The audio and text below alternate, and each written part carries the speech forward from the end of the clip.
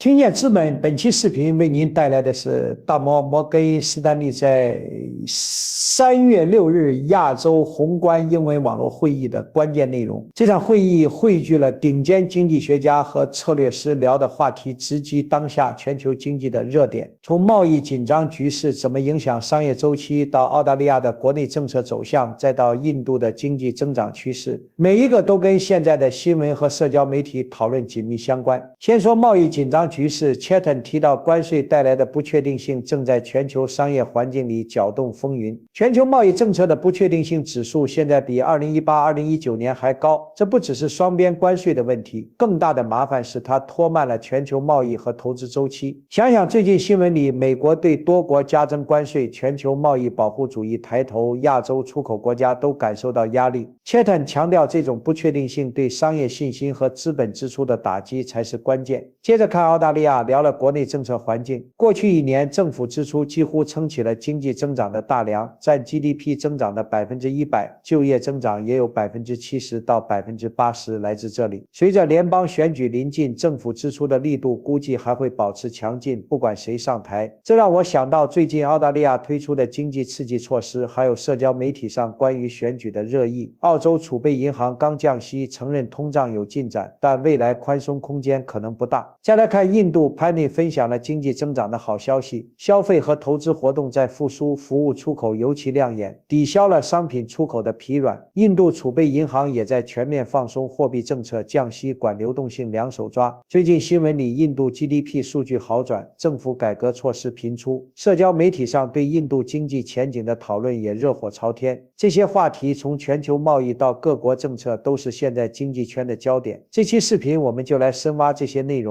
如果您需要我的投研助理人工校对的英文原稿与中文翻译，您可以在频道的 Patreon 上获取。接下来是英文会议的全部内容。Good morning and good afternoon, everyone. It is March 6th, Thursday. Welcome to Morgan Stanley Asia Macro Webcast. My name is Crystal G, Asian EM Macro Strategist. Before we start, please note that this event is for Morgan Stanley institutional clients and financial advisors only. It is not for members of press. If you are a member of the press, please log off and reach out separately. Please also note that this webcast and your questions may be recorded. Today we have Chetan Iyer, Chief Asia Economist, Chris Reed, Australia Economist and Equity Strategist, Bani Gambhir, India Economist, and last but not least, Sho Nakazawa, Japan Equity Strategist. During this webcast, you can send us questions at any time from the Ask a Question text box. First, we may hand the time to Chetan to talk about the implications of the trade tensions on business cycles. Over to you, Chetan. Yeah, hi, good morning, everyone. So I also try to just summarize the feedback that I got from the marketing trips that we did in the US, Singapore, and also meeting some clients in Hong Kong. And just to sort of highlight the most important topic that was coming up in our discussion is tariffs and its implications on the region. So let me first start with that topic, and then I will also add a few points on China, India, and Japan discussions. So when we talk about the tariff story, what we have been highlighting for some time is that the most important development that we are watching is just the fact that there is uncertainty in business environment because of the tariff announcements, and how should we evaluate the implications of that on business cycle. Just give me a second, I'm trying to pull the screen. Yeah, so you have this uncertainty index which has been pulled by policyuncertainty.com. And as you can see from this chart on the left-hand side, now global trade policy uncertainty is even higher than what we saw in 2018-19. And understandably so, because in 2018-19, the US had taken up tariffs only on China, but in this cycle, tariffs have been pulled up against so many other trade partners that the uncertainty is much higher. And what we, at that time in 2018, having seen this development in that cycle as well, we're observing is what is happening to the business confidence as a result of this uncertainty and its impact on capex cycle. So if you see the chart on global capex, what uncertainty did is brought down global capex, and at the same time, it had a reflection of that on global trade. And so for the region, everybody would remember that exports suffered, but our analysis sort of indicates that this was more a reason, the key reason why regions exports suffered was because global trade suffered and global investment cycle suffered, not because of the direct effect of tariffs. To establish that point, if you see the chart here on the right-hand side, this is the market share for China in global goods exports. And after the US starts imposing tariff from July 2018, China's market share in global goods exports actually goes up. So China suffered less than everybody else, but it also saw some slowdown in its own trade in line with global trade. So this is the key point that we keep emphasizing to clients. And what I realized is that in my conversation with investors, almost like 80% of investors' focus was more on the direct effect of tariffs, whereas they underappreciated this impact on global capex and therefore on regions' exports. How do we track this? So the chart on the left-hand side is what we tracked for 2018-19, and as you can see that in 2018-19, nominal capital goods imports began to slow down after U.S. imposed tariffs on China's first $50 billion of goods. It showed a meaningful decline from after the September 2018 tariffs, which were of a bigger amount. And then it saw literally just like nosedive from the point of from November to 2018. And so in that sense, there was a 3-4 month lag from the tariff implementation to the damage that it does to corporate capex. And in this cycle, we suspect that we'll have to be expecting somewhat similar as timeline. And so we are going to watch this capital goods imports data point, which is going to be available on a monthly basis. The challenge with GDP component of capex is that that number comes with a significant lag, whereas in Asia, as you know, trade numbers come out quite quickly. And so you should be able to track this in Asian trade data on a high frequency basis. As soon as sort of, even before the month ends, we tend to get some of the countries' data points on capital goods imports. Moving on to how to think about different parts of the region. So because of the emphasis on overall beta effect of global trade affecting the region more rather than the bilateral tariff implications, the way we've approached this is the number one point that you want to watch is who is more exposed to global trade. And within that, we are focused on goods trade. And so on the basis of individual countries' goods exports to GDP, is the first layer of analysis that we are doing to see the exposure to this development. The second is the economy-specific tariff exposure. And third is what is the pre-existing macro situation? So for example, as we know, in case of China, there is an existing problem of deflation, and that deflation could get exacerbated with exports problem. Whereas in India's case, goods exports to GDP is low. So it is got a better position before the tariffs can go and affect their exports. So here are the charts on basis of goods exports to GDP.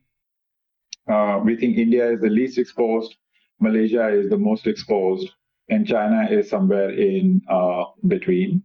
And just on that point of this, the importance of looking at this exports to GDP, when we looked at 2018, how the damage came through to different parts of the region, even while tariffs were not imposed on some of the smaller economies, just to the fact that they are more trade-oriented, their growth suffered more than what you saw in case of China. So that's the point to keep in mind to understand the relative implications. Now going on to the country-specific stories in our discussion with clients. Number one, on China, there was, again, a lot more focus on the direct effect of tariff as an implication. And at the same time, as China markets have rallied because of tech story, there was a question as to whether we see any green shoots in the macro data points, which sort of gives us the confidence that the macro story is also turning in China. Now, unfortunately, when we do that analysis, even speaking to our sector analysts, at this point of time, we don't have any clear indication of a turnaround in the macro data point. And from a framework perspective, the point we are emphasizing is that the biggest issue that is affecting China and holding back China is deflation. And the reason for that dynamic is the focus from the government to push more investment while holding back on consumption. And if you see the chart on the left-hand side, in the fourth quarter of last year, 2.9 percentage points of 5.4 percentage point GDP growth came from domestic demand, but a full 2.5 percentage points of GDP growth came from net exports. And so in the context of the tariff story, to the extent to which it will still have some negative effect on China's exports, it will make that deflation challenge more difficult for China. The India story is also more coming up for discussion in this round of meetings, because President Trump has mentioned about differential tariffs being high for India versus US.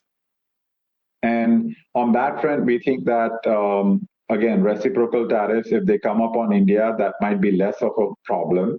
The bigger problem, as I mentioned, we will be looking is what is happening to the overall export story for India because of global capex and global trade.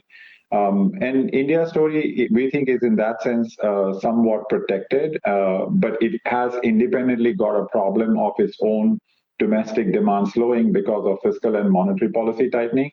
And that is now reversing, which Bani will explain more. But in brief, we are seeing three drivers to India's story. We see a turnaround in government expenditure that is normalizing. We see a concerted monetary policy easing by the central bank.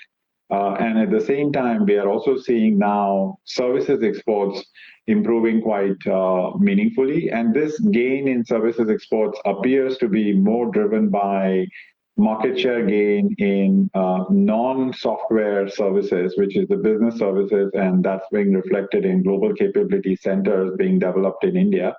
And that, as you can see from this chart here, it's grown at 24% in dollar terms year on year in January 2025. So we remain constructive on India's recovery story. And finally, just on Japan, we are also maintaining our constructive view on Japan. We see more and more evidence of wage growth coming in through, which we think will reflect in recovery in private consumption. So with that, I will stop here and hand it over back to you, Crystal. Thank you very much, Chetan. And then next, let me hand the time to Chris to talk about the local, the domestic transporting Australia. Fantastic. Thanks, Crystal, and good morning, good afternoon, everyone. Yes, look, as Crystal said, I'm going to focus my discussion on Australia a bit more on the domestic policy settings, because I think that's where we're going to get some pretty important catalysts over the next couple of weeks. Maybe just to quickly segue from Chetan's comments, though, obviously this trade and tariff uncertainty is having an impact on Australia. In our view, the primary mechanism of that for Australia is going to be really the read-through from China, and particularly through commodities, just given the trade exposures that we do have. At this stage, we think it's relatively manageable. The Aussie dollar's working pretty well as a stabilizer in that regard, but it's something we're clearly watching pretty closely. But really, when we're talking to investors about the Australia macro backdrop, it's the domestic policy outlook that takes up most of the time. Just in the past couple of weeks, we've had the first RBA rate cut since 2020, and we're also potentially just a couple of weeks away from a federal election. So I want to talk about both of the outlook for both of those two arms of policy. Might start with the fiscal backdrop, given that certainly from its influence on the economy, this is the area that's having the largest impact. In fact, if you look at the latest GDP data that we got just yesterday, government spending is accounting for 100% of economic growth in Australia over the past year, and about 70 to 80% of jobs growth. So this is clearly a pretty meaningful contribution. And I think one thing that's worth emphasising for Australia that puts it in contrast to some other economies is that a lot of the spending has actually been backed by revenues. Government balance sheets in relatively good position, and this has allowed the government to continue to ramp up spending. And the chart I've got on the page here is showing you the persistent upgrades we're seeing to the government spending path that continues to drive that activity. Alongside this, obviously, with an election coming up, we are expecting further spending announcements. We've already got some coming through in the last week or two. Where we're seeing the focus there is really on cost of living measures, and so we expect relatively stimulatory policy settings to come through. Areas of focus, at least at this stage, have been around housing, energy, and migration. And if we look at the election odds as we sit at the moment, polling is pretty tight. Betting markets are giving a slight advantage to the opposition party changing government. Net, that probably sees a somewhat slower government spending pulse post-election, at least if you look at some of the narrative from that opposition party. But I would emphasise that this will certainly come with a lag and I think be relatively limited. The story for 2025, I do think, will remain, regardless of which party wins, a relatively strong government spending pulse and something that does provide a decent amount of support for the economy. So this is, I think, important when it comes to the RBA and monetary policy settings. So as I mentioned, we had our first RBA meeting for the year a couple of weeks ago, and the RBA did cut the policy rate from 4.35 to 4.1%, very much driven by a sort of backwards-looking view, acknowledging some of the disinflation progress that occurred particularly over the second half of last year. And it's worth noting that this easing of policy came from a still only modestly restrictive policy settings. One of the things the RBA did do when it was tightening policy over the past couple of years was move less aggressively, which does mean that even though it has lagged in terms of moving towards rate cuts, it is still at a position of only modest policy restriction, which does, in our view, create some risks in terms of the ability to follow through on that easing. And we are a bit more cautious than the market on the prospect of sustained rate cuts through the course of this year. Part of the reason for that is what I talked about earlier, that the government spending pulse and why we think you're actually going to get upgrades on that public demand side, which the RBA does not capture in their forecasts. But the other thing that's worth noting is that while the private sector is relatively weak, it is improving. And in fact, we got evidence of that in the GDP print yesterday. Much of the sequential improvement in the quarter was in the private sector. Conditions still relatively soft, but they are improving. And that is very consistent with the data that we're getting on a more frequent basis around private sector domestic demand. And, an RBA rate cut that we got in February will certainly help that, at least from a short-term sentiment perspective. So when we step back and look at economic conditions through the course of this year, we're expecting domestic demand to actually have recovered to around trend through the course of this year. We're a bit above consensus in RBA on our GDP forecast for this year. That's obviously a positive from a demand backdrop, but it is one of the reasons why we are not expecting much progress in terms of either labour market loosening or disinflation to come through this year. We think a lot of those gains have happened, and if anything, I think the risk for this year is some incremental labour market tightening and potentially a move up somewhat on the inflation side. So because of that, as I said, we're a bit more cautious than the market on the prospect of RBA easing. We do have another rate cut penciled in the profile for May, and that's largely driven by what we see, at least in the near term, as a couple of decent inflation prints.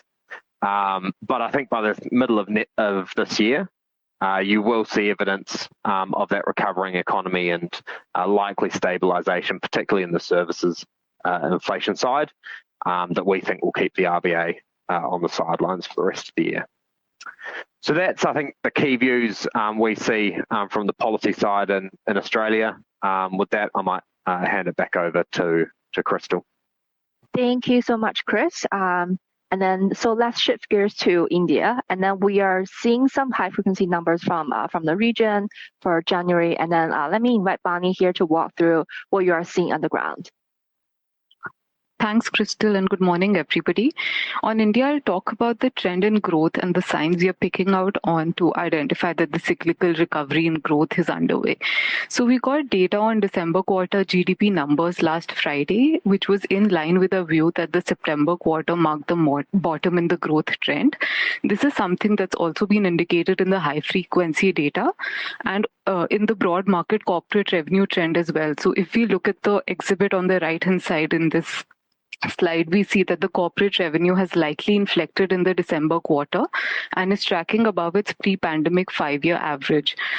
In the months of January and February, the high-frequency data that we see on the left-hand side chart continues to remain mixed, although there are some improvements at the margin. So, for instance, GST is averaging at about 12.6% year-on-year in January and February versus 8.3% in the last quarter. And credit growth has sort of stabilized down the current levels of 11.3 to 11.4%, above its trough of 10.6% in November end. Now, moving on to the segment-wise trend in GDP, on consumption, if we were to look at the FMCG volumes data reported by Nielsen, we see that there's a broad-based uptick in volumes. The strength, of course, is particularly buoyant in the rural sector, and this is driven by strong monsoons earlier this year, which has supported both the summer and the winter crop. In addition to that, however, there is also some slow-paced improvement in the urban FMCG volumes.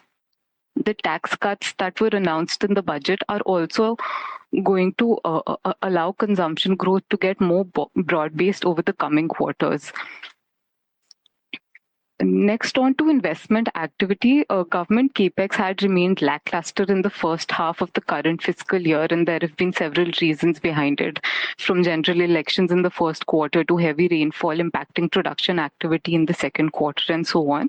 However, over the last few months, we've seen that there's been a pickup in the central government capex activity, and the chart on the left-hand side also shows us that. On a fiscal year-to-date basis, we see, which is from April 24 to January 25, the absolute capital spending number is tracking at about 7.5 trillion rupees. The budget, the revised estimates for fiscal 25 in the budget pegged capex at about 10.2 trillion, which is now implying a monthly run rate of about 1.3 trillion for Feb and March. Moreover, to add to that, the budget for fiscal 2026 also continued to retain its emphasis on capex and not turn to redistributive spending. So the effective capital spending number, which includes central government capex and grants to states to support both social and economic infrastructure, saw a boost and is expected to grow by about 17% year-on-year and touch 4.3% of GDP. The other driver of growth for India has been the strength in services exports, as Chetan highlighted earlier. Services exports continue to grow at a very healthy rate and also in part offset the weak trend in goods exports due to tepid global demand. We see that on a 3-month annualized basis, the net services trade balance is tracking at about 5.4% of GDP in January, which is its all-time high. A positive offshoot of the trend in services exports is the favorable outlook for the labor market. And this is something that's reflected in the job market data as well that we get from Naukri Job Index. The index is showing recovery over the last few months across all sectors. And finally, on monetary policy, we see that the RBI is easing across all its levers, which are rates, liquidity, and regulations. It embarked on a rate easing cycle in February with a 25 basis points rate cut, and we expect another rate cut in the month of April. Second, on liquidity, it has been very nimble in carrying out liquidity management through several liquidity enhancing measures to pump in more liquidity into the system. In fact, late last evening, there are some additional measures that were also announced, and we don't have that on the left-hand side chart, but these include OMO purchases worth 1 trillion rupees and a USD INR swap worth $10 billion.